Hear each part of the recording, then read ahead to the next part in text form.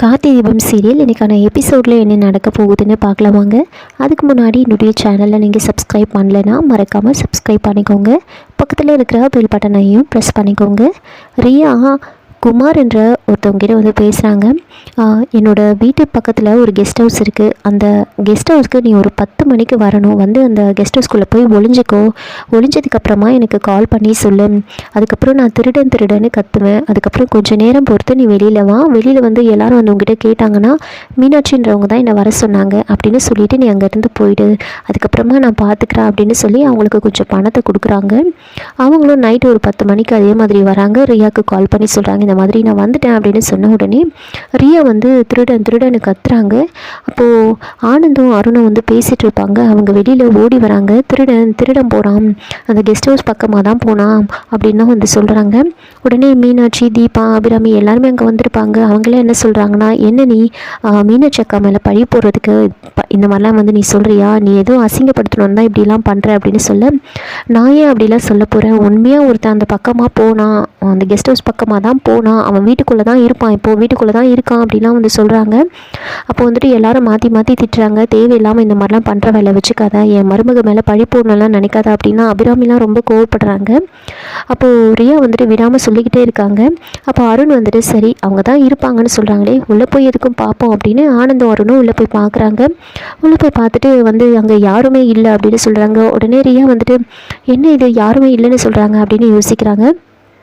தேவையில்லாமல் நீ தான் மீனாட்சியை அசிங்கப்படுத்தணுன்றதுக்காக இப்படிலாம் பண்ணிகிட்ருக்க நீ அப்படின்லாம் பேசிகிட்டு இருக்கும் போதே கரெக்டாக வந்துட்டு அந்த குமார்ன்றவங்க ரியாவோட ரூம்லேருந்து வெளியில் வராங்க.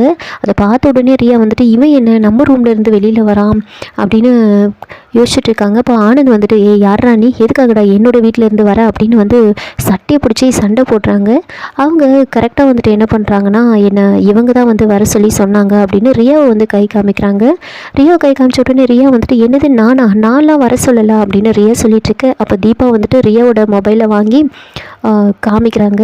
இது உன்னோட நம்பர் தானே, நீ தானே வந்து கால் பண்ணி பேசியிருக்க, நல்லா பாரு அப்படின்னு ரியா கிட்டேயும் காமிக்கிறாங்க, ஆனந்த்கிட்டேயும் காமிக்கிறாங்க. ஆனந்த் அதை பார்த்துட்டு வந்து ரொம்ப டென்ஷன் ஆகுறாங்க. ரியா நீ இப்படி பண்ணுவேன்னு நான் நினச்சி கூட பார்க்கல அப்படின்னு சொல்லி வந்து ரொம்ப கோவமாக ரியாவை பலார்னு அறையிறாரு. ஒரு பொண்ணாக இருந்துக்கிட்டு இப்படி மீனாட்சியை அசிங்கப்படுத்தணும்னு நினச்சிருக்கியே நீ, உன்னை பார்க்கவே எனக்கு அருவருப்பாக இருக்குது, நான் உன்னை எவ்வளோ நம்பினேன், இப்படி பண்ணிட்டியா அப்படின்னு ஆனந்த் வந்து ரியாவை அடிச்சுட்டு அங்கேருந்து போயிடுறாங்க. அதுக்கு முன்னாடி தீபா வந்து என்ன பண்ணியிருப்பாங்கன்னா, அந்த குமார்ன்றவங்க அங்கே நின்றுட்டு இருக்கும் போதே வந்து பார்த்துட்டு இருப்பாங்க.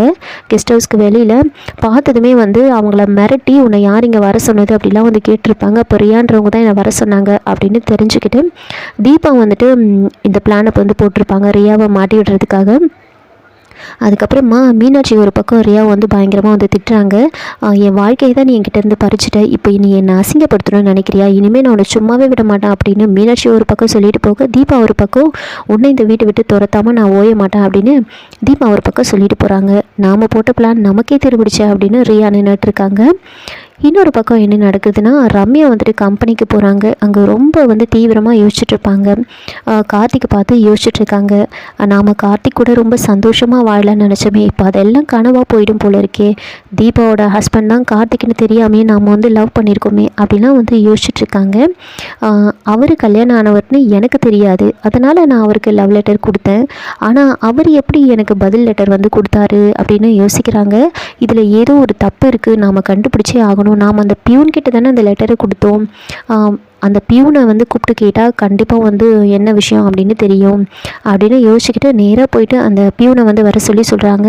அந்த பியூனை வந்து மிரட்டி கேட்குறாங்க, அன்னைக்கு நான் உங்ககிட்ட லெட்டர் கொடுத்தேன்ல, அதை கொண்டு போய் நீ கார்த்திக்கிட்ட கொடுத்தியா அப்படின்னு கேட்க, கொடுத்தேன் மேடம், அவர் கொடுத்த லெட்டர் தான் உங்ககிட்ட கொடுத்தேன் அப்படின்னு சொல்கிறாங்க. உடனே ரம்யா கோவம் வருது, ஒழுங்கு மரியாதையாக உண்மையை சொல்லிடு அப்படின்னு பலான்னு அரைஞ்சு வந்து கேட்குறாங்க. உடனே வந்து அவங்க எல்லா உண்மையும் சொல்லிடுறாங்க. ஐஸ்வர்யா வந்து லெட்டரை மாற்றி வச்சது இப்படின்னு எல்லா உண்மையும் சொல்லிடுறாங்க.